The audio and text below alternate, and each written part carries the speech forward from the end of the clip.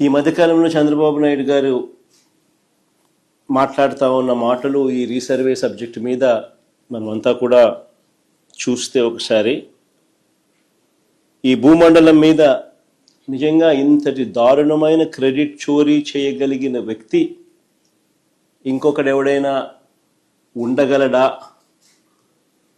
అని అనిపించేట్టుగా చంద్రబాబు నాయుడు గారు మాట్లాడుతూ ఉన్నారు.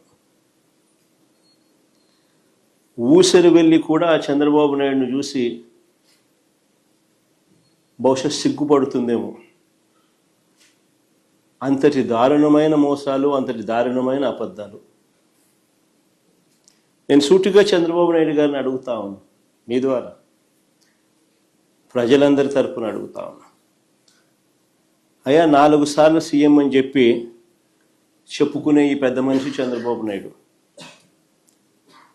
నేను అడుగుతా ఉన్నా, భూముల రీసర్వే చేయాలన్న కనీస ఆలోచన అయినా కూడా నీకు ఎప్పుడైనా గతంలో వచ్చిందా అని?